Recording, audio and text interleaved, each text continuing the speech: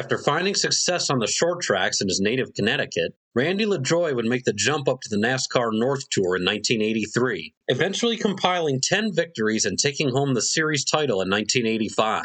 Opportunities would begin to arise at the national touring level during this time, with Lajoie making his first Cup Series attempts in 1984 before winning the 1985 Daytona 500 consolation race and making his points-paying Cup Series debut in Atlanta that March. His first Busch Grand National Series starts would come in 1986, driving his own equipment. That's Randy Lajoie in the car right behind Jack Ingram. He would enter 4 events, claiming his first top 10 finish at Charlotte Motor Speedway Memorial Day weekend. Entering 3 additional races between 1987 and 88, he would earn an additional top 10 at Dover and claim a then career-best third-place run at Oxford Plains. There's the number 71 car that is being driven by Randy Lajoie, one of the Busch Grand National North competitors. And Bob, he started in 12th place. He's a former champion of that division back in 1985. He would have an increased presence in the series for 1989, making 3 starts for his own team before driving the number 34 car for Frank Cece in 12 events later that season. In the 15 starts, he would earn 3 top 10 finishes, with the best run being a second-place finish at Hickory Motor Speedway in July. Following that year, he would see a reduction in his presence at the national level, making just 6 starts in 1990 and not competing at all in the series during 1991 and 92. Getting his first opportunity in nearly 3 years, Lajoie would climb behind the wheel of Dick Moroso's number 20 car at Talladega in July of 1993. And the leaders to turn 3.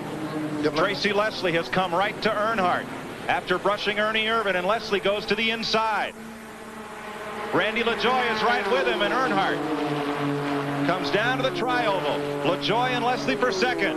Wow. Boy, Lajoie, we're talking about made a move. And here comes Labonte way up on the outside. It's Earnhardt, Lajoie, Labonte. Bringing home a second-place finish, it would open up the door for what was originally a 2-race deal into a total of 7 starts for Moroso and an additional start at Rougemont for Bill Baumgartner in Base Motorsports. He would earn 2 additional top 5 and 3 top 10 finishes in those races, including the 3rd second-place run of his career at Darlington Labor Day weekend. This was enough to earn him the ride full-time for the 1994 season. After suffering an engine failure at Daytona, he would run strong into early April, earning 4 top 5 and 5 top 10 finishes in a 6-race span. Unfortunately, he would enter a rough patch beginning in race number 8 from Bristol, kicking off a stretch of 17 races without a top 10 finish that included 8 DNFs.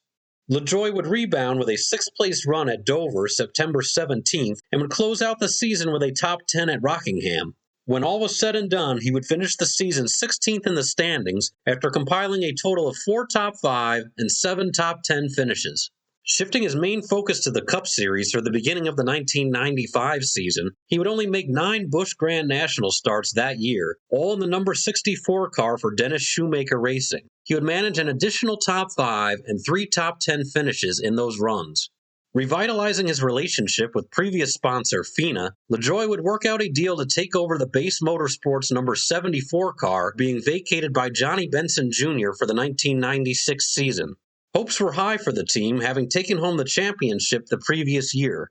Their success would continue with Lajoie behind the wheel, earning top 10s in the season's first 3 events, from Daytona, Rockingham, and Richmond. He would earn an additional top 10 at Bristol and a top 5 at Hickory before claiming his first career victory at Nazareth Speedway on May 19th. Lockwood sneaking up the inside.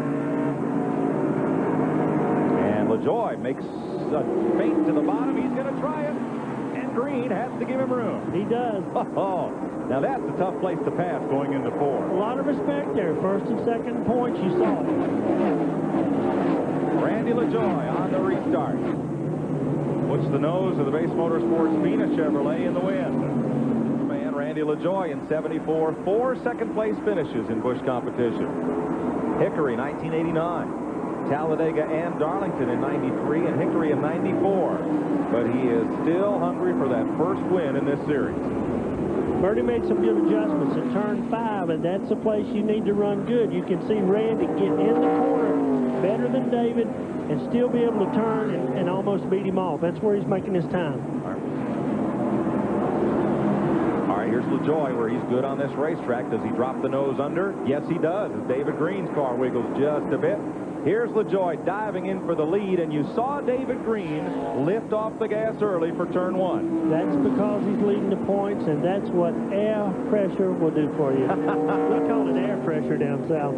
But in New Hampshire, see, Birdie spent a lot of years with Ron Bouchard. Yeah, he did. Yep, air pressure. With Dick Trickle, 4th place. Whoa! Sideways was David Green, and everybody had to check up. Green must not have gotten his tires cleaned off. Lajoie down the block. Green on the bottom. Can't make the pass. Turn 5 right here for Randy's going to decide it. Get it down, get it down, get it down. Way up high is Lajoie. Here comes David Green, and Lajoie slams the door in his face. 5 laps to go. 4 circuits left. Jeff Green in 3rd. Trickle in 4th. David Green puts the pressure on. And this time, Lajoie holds a tight line on turn 5. Getting better. Through 4 and off turn 5. Randy Lajoie faces the white flag. Last lap, and he has 2 car lengths now on David Green. He's got a lot of motor, too. You can see it up the backstretch. Houston has passed Kevin LePage. Old Tommy Houston up into 6th place. What a drive. This is it, folks. David Green, the point leader, thinking championship, pulls up to within a car length of Randy Lajoie. If Lajoie can just hold it down off turn number 5, he'll win his first Busch Grand National race. David Green in 2nd, retains the point lead. Jeff Green in 3rd, Dick Trickle in 4th, Jason Keller 5th, and up to 6th, Tommy Houston. Boy, that's a happy bunch down there.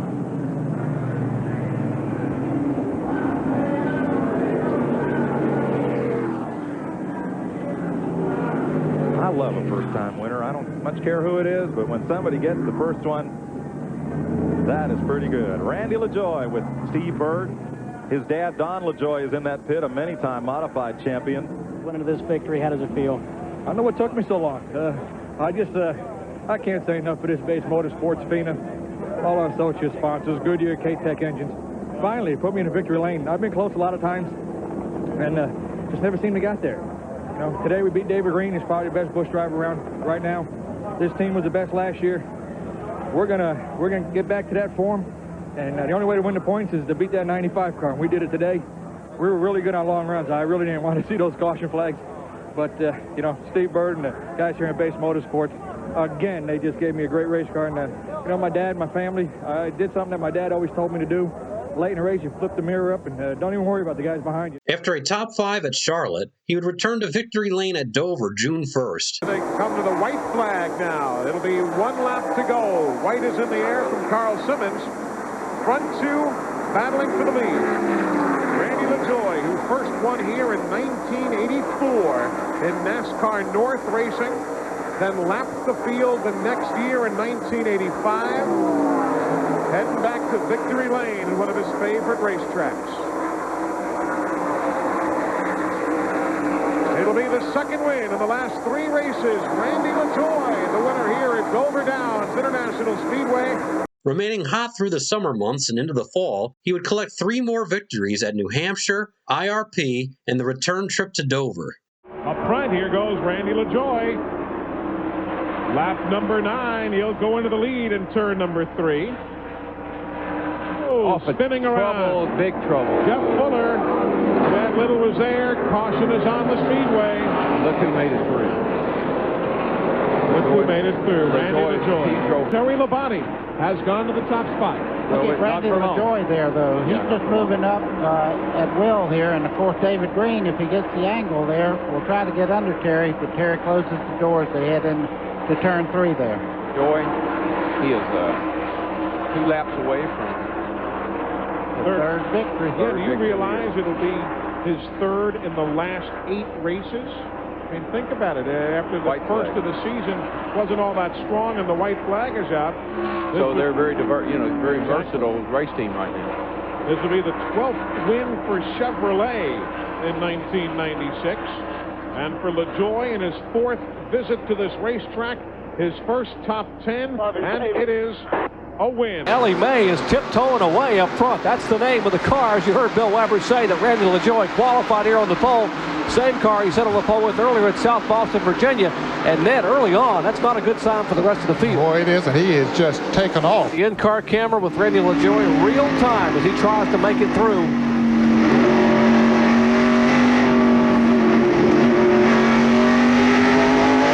Now that's coming off of turn 2.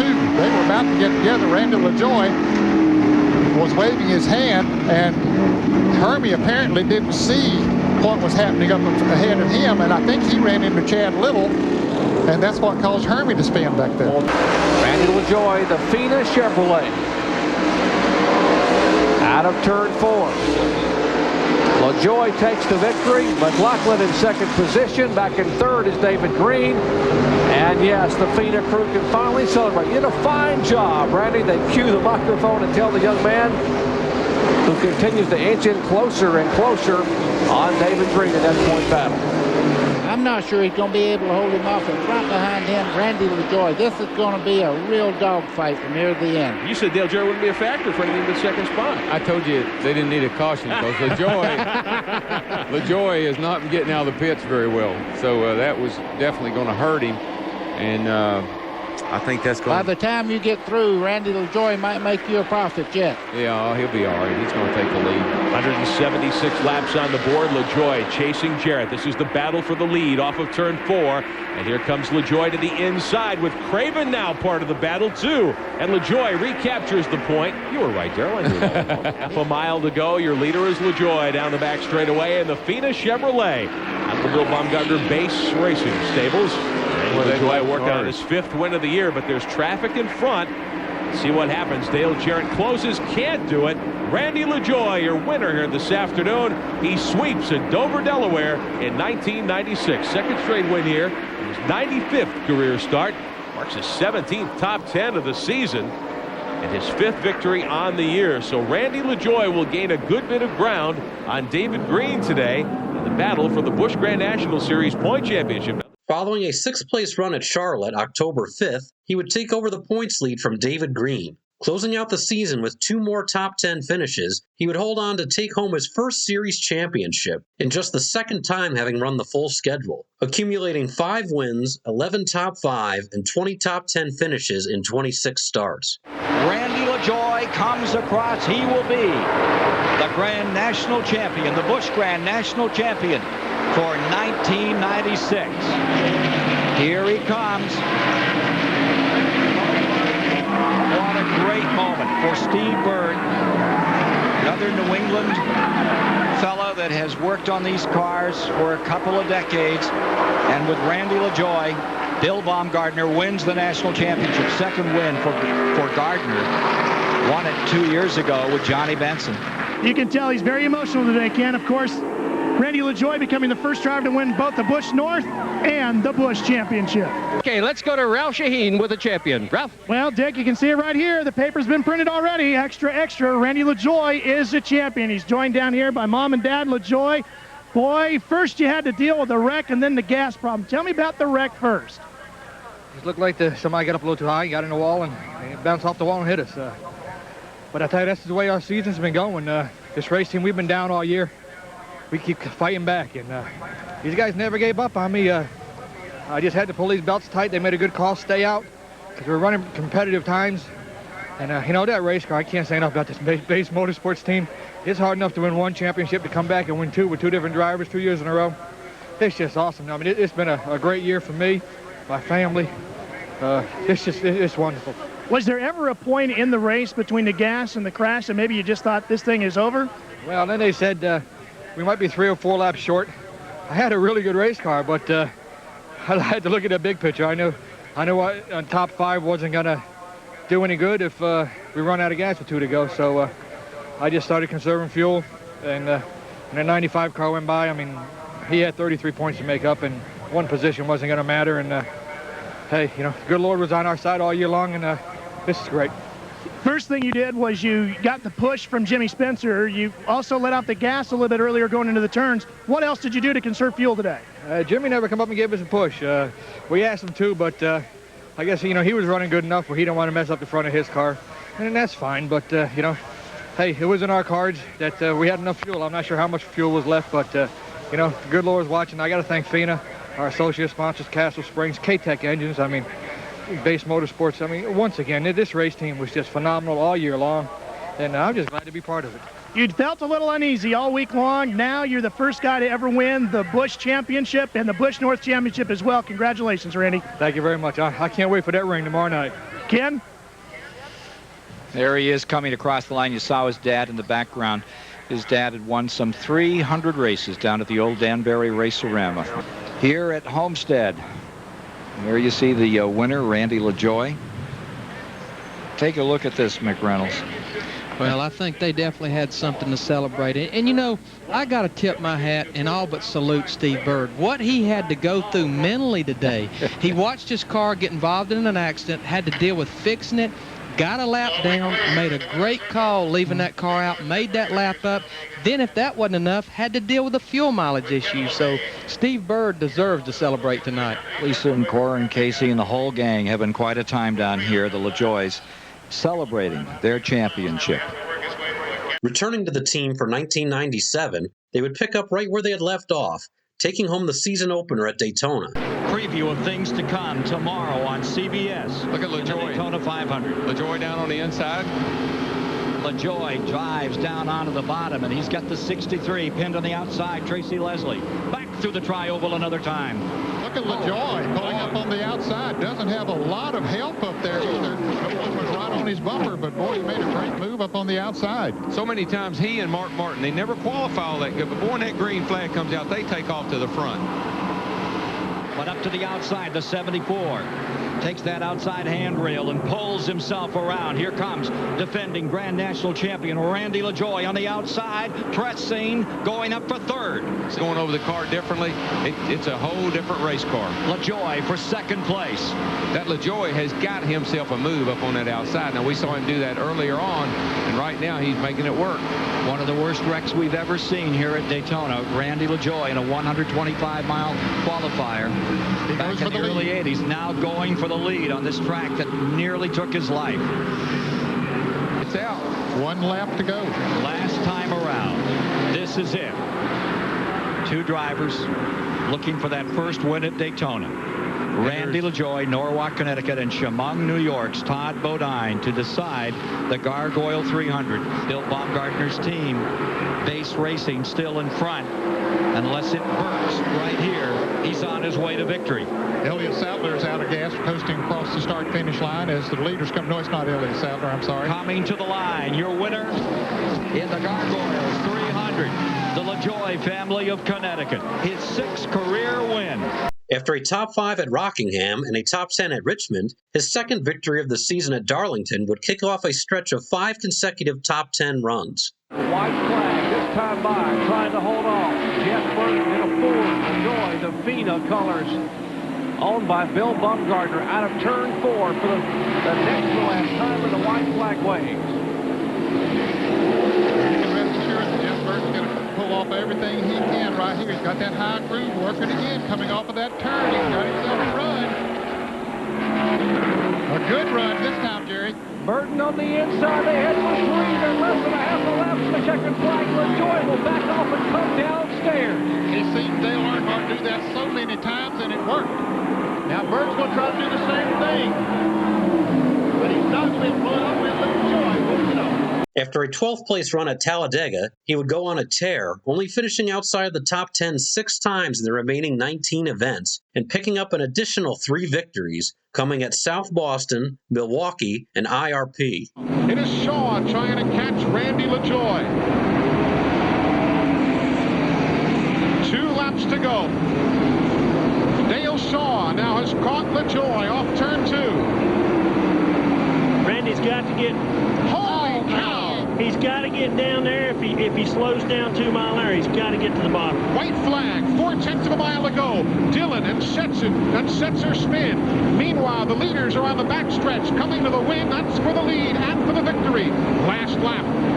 Shaw, Lajoie to the stripe. Shaw and Lajoie side by side. Randy, I believe by inches, got him.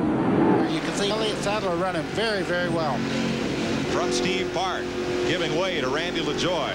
74 car, of course, is the second place car in the point standings. Randy Lajoie currently running third. He's sitting in the best position to win this race if we don't have a caution, gentlemen. I think so, Ned, because he is the first of the cars that did pit. How about leadchange.com right here? Without having to make a pit stop, here goes Randy Lajoie on the outside to take the lead. On the inside in the red car, Randy Lajoie in the blue number 74 on the outside, and that is for the lead as they battle for it. Lajoie has already made his pit stop. Trickle is expected to make a pit stop. And Lajoie's teammate Tim Fedowa in the number 33 trying to get back on the lead lap here after being on the pole. From Randy Lajoie, back at the red car, second place Dick Trickle. And here's Todd Bodine. Got way down. Ooh! To the flag.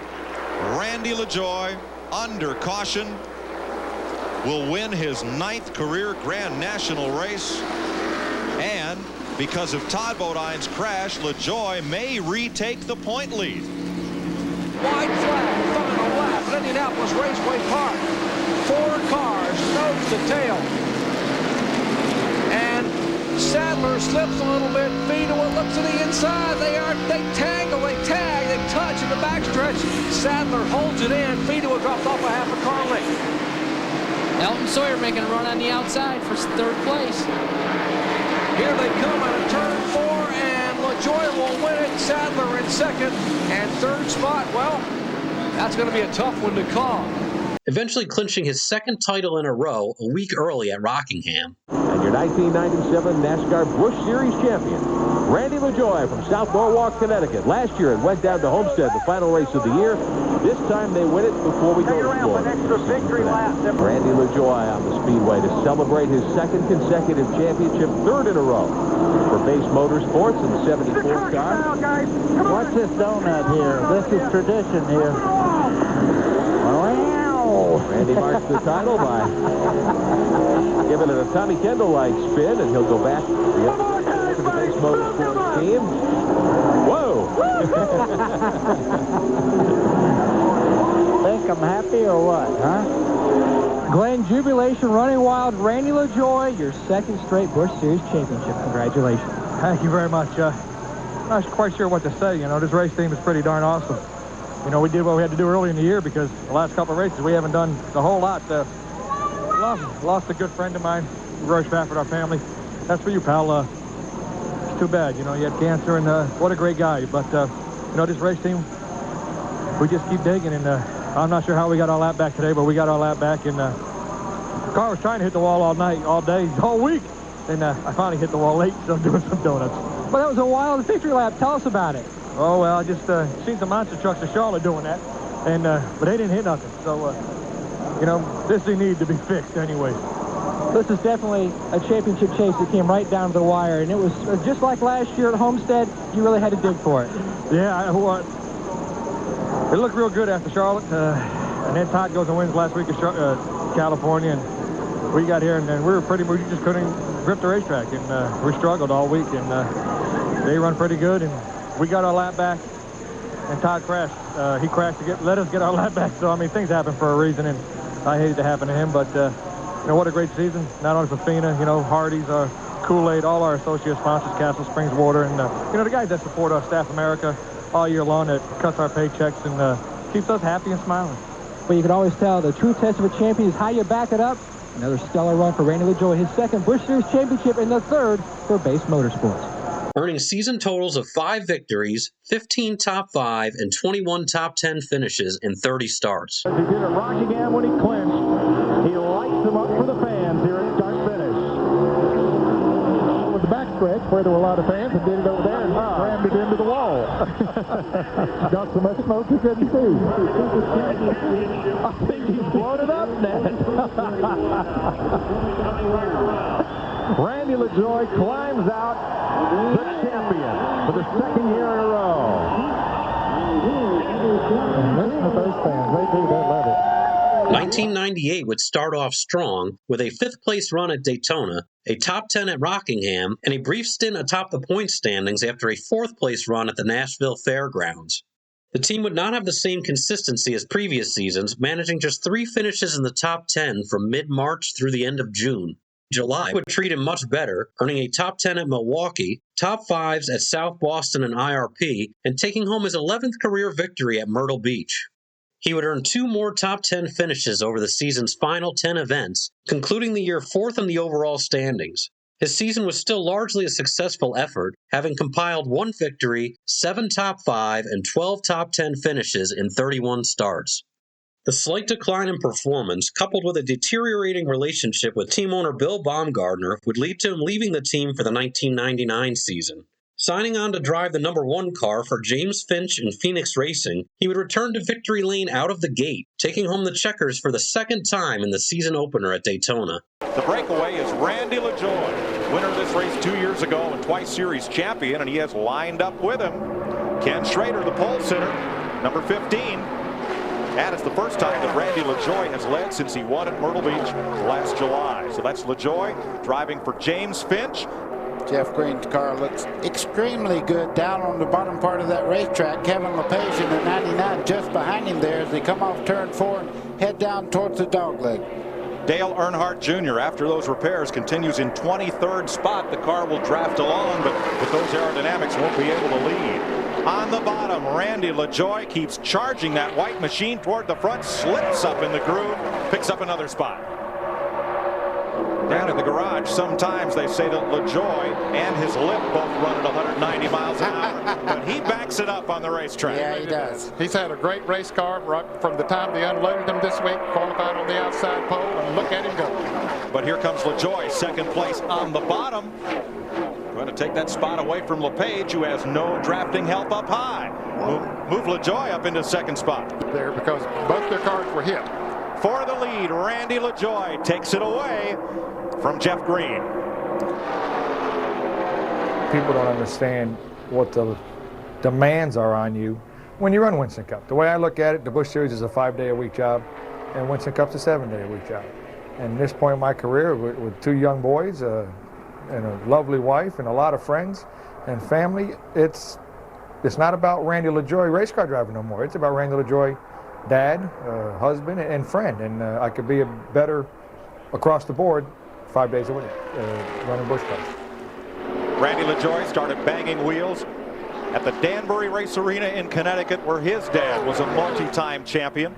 Moved on to Waterford Speedbowl, Stafford, Thompson, the Modifieds, and the Busch Grand Nationals. And he's trying to win this race for the 2nd time in 3 years. 2 laps to go. Don Lajoie, many times a champion at the Danbury Race Arena. And he works hard on pit road, cheering his son along. And well, he should. His son is a great race driver. And here they come hooking up back there, trying to make a move. On the inside, number 32, Jeff Green. Now, as they get side by side, can the leader, Lajoie, get away? Hey, that's the best thing could happen to him. Jeff Green got sideways there underneath the 27 car. Casey Atwood almost lost control. And a big... Oh, trouble, trouble. Oh, and one car upside down. Casey Atwood. The leaders did get the yellow. So Randy Lajoie, who saw it all unfold in his mirror, can come around to claim his 2nd championship of this race in 3 years. But he's coming around at a pretty good clip. He's not sure of that, Mike. He's racing right back to the flag. And wins it. Randy Lajoie, 2 wins in 3 years. Results would be mixed for the remainder of the season, with highlights including a trio of 2nd place runs coming at Myrtle Beach, Gateway, and Dover, compiling season totals of 1 victory, 6 top 5, and 7 top 10 finishes in 32 starts. He would come home 10th in the overall standings. Returning to the team for the 2000 season, things would begin much more consistent, starting off the year with 6 top 10s in the first 8 races, culminating in a victory at the series' final trip to the Nashville Fairgrounds April 8th. Everybody watching the battles behind Lajoie, because Randy does have 1 2/10. Here he comes to the flag stand. White flag, half mile to go for Randy Lajoie. Looks like that streak's going to continue here with another winner in Nashville. A different winner every year as the NASCAR Busch Series says so long to this venerable racing facility. Get the guitar ready. Here he comes off turn 4. They're strumming it in victory lane. Randy LaJoie wins. McLaughlin. Oh, and around goes Hank Parker. Having reached as high as second in the standings, results will be mixed for the remainder of the season. After failing to finish in the top 10 for the rest of April through June, he would briefly return to form in early July with a third-place run at Milwaukee and an eighth-place run at Nazareth. Unfortunately, the team would continue to struggle as the season went on, with the only additional finish inside the top 10 being a fourth-place run at Memphis Motorsports Park October 29th. Having earned 4 top 5s and 9 top 10s to go along with his 1 victory, the season was strong enough to finish 7th in the overall standings, his 5th consecutive top 10 points finish. LaJoie would leave the team to join Evans Motorsports, a Nemco Motorsports affiliate, for the 2001 season, once again earning a victory in his first race for a team after taking home the checkers for now the 3rd time in the 300-mile season-opening Daytona race. Here goes LaJoie. And that's for the lead. That 21 car is a lap down. Purvis fights back on the outside. Purvis doesn't want to give up that lead, boys. I mean, he's had it this long. He sure doesn't want to give it up now. For LaJoie, that pit stop was crucial. He's fought his way from the back all the way up to the leaders twice. He was running 15th, 9 seconds back from the leader. He desperately needed a caution to bunch the field up. The 2-tire change has put him right in the front of the hunt, and let's see what he can do with Purvis.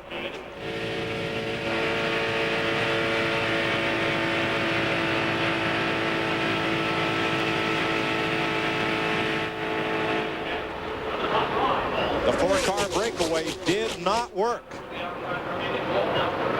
Let's go to the leader's pit, Matt.